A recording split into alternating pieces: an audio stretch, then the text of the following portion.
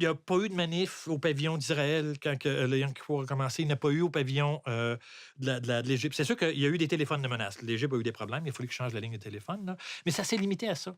Peu importe le feeling qu'on avait à l'extérieur de l'Expo, qui était désastreux. 65, 66, 67, 68, c'est des années épouvantables du point de vue géopolitique. Mais pas à l'Expo. Puis ça l'a jamais été pendant les 6 mois. On n'était pas dans cette idée-là. On était dans l'idée de célébrer l'Expo. Il y a eu quelques incidents. En début mai, il y a eu une explosion d'une bombe, mais une bombe de bien petite puissance au pavillon cubain. C'était pas de la dynamite. C'était du chlorate de potasse. C'était une bombe faite avec des produits chimiques. Ça a fait un gros boom, mais très peu de dégâts.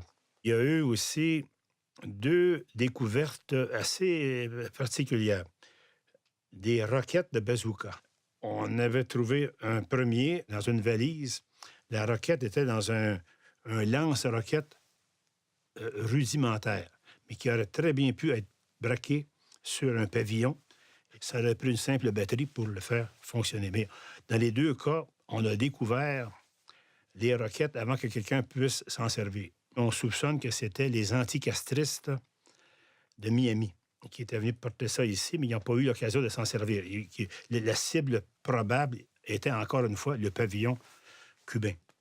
Le seul coin qu'on avait, c'était les réfugiés cubains de Miami qui avaient décidé qu'ils amenaient le conflit ici. Mais encore là, les bombes, c'était pas des bombes faites du dommage. Je veux pas les défendre, là. Mais ce qui a fait sauter, la seule qui a sauté, c'était le détonateur. C'était pour empêcher les gens, pour que les gens aient peur d'aller rentrer le pavillon. Ça va pas marcher.